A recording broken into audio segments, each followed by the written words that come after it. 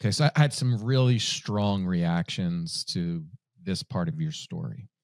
I think the first one was this, that a medical professional can have the power to provide such a diagnosis to a 14-year-old that's associated with rather severe impairment in functioning. It's got a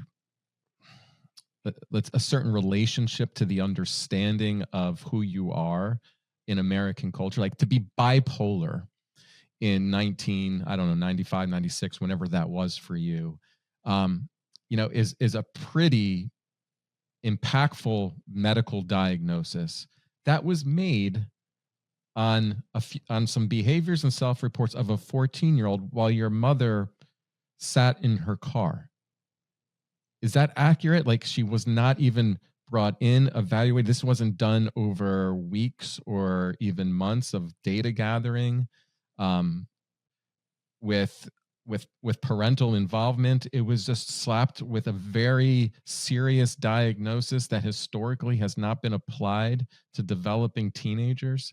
And you walk out with a prescription for Depakote and Prozac, 2 drugs at the time, which were not evaluated on young developing teenagers.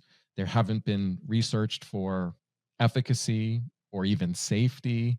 They're really experimental. They are now as well.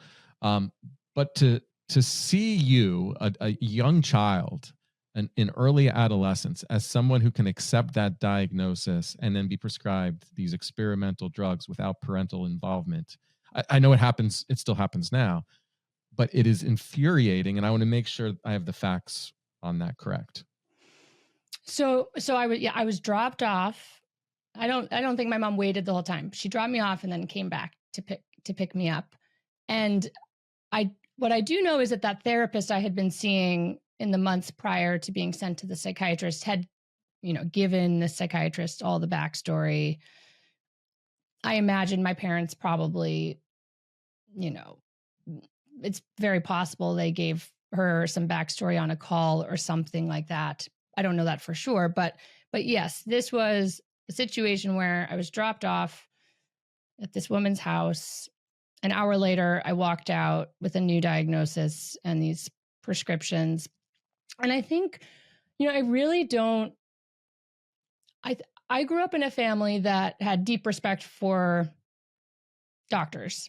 And this was, I think, because this woman was an MD, there was just this assumption that, oh, she's a doctor like other doctors. We defer we kind of, turn ourselves over to tell us what to do to be healthy, is the kind of, is your typical American family who is a faithful abider of medical authority when you get your checkups. So that was the kind of family I grew up in. So I get why my parents just went along with this in the way that they did and didn't want to be more involved or insist on being more involved.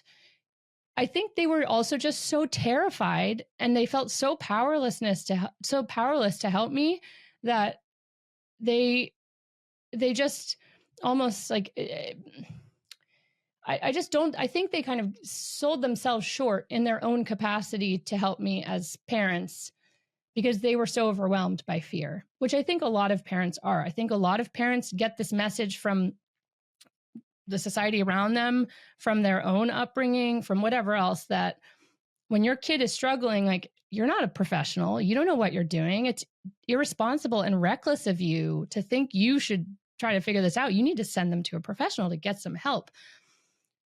Of course, that's a travesty that parents are, so many parents feel this way, but I get why my parents did what they did.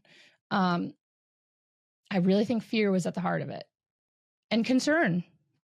They didn't want their daughter to die. And I was literally like talking about wanting to die.